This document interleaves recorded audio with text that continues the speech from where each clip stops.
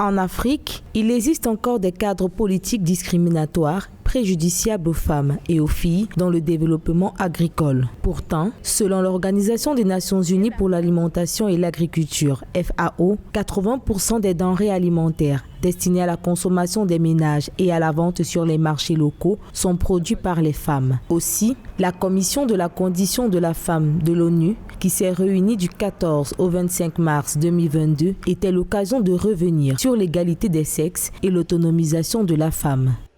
Dans certains secteurs, comme je disais, comme l'agriculture, les femmes représentent au bas mot 50% de la main-d'œuvre, c'est-à-dire qu'elles jouent un rôle vraiment important sur la question de la sécurité alimentaire au niveau des ménages, au niveau des communautés. Et si on ne fait pas attention, ces changements climatiques exacerberont les obstacles auxquels ces agricultrices sont confrontées.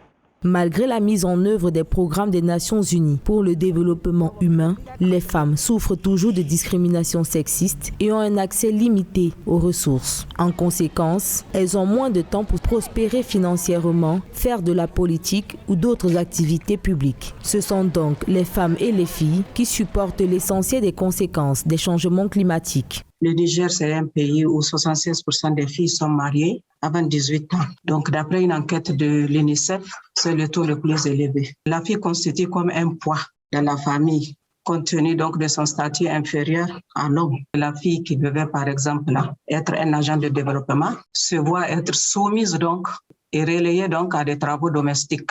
En 2022, il conviendrait que les intérêts des femmes soient davantage pris en compte dans les politiques de développement durable et que les négociations internationales sur le climat traitent également des impacts différenciés du changement climatique sur les femmes et les hommes, structurer davantage les stratégies et les outils qui intègrent les femmes en tant qu'actrices du développement durable.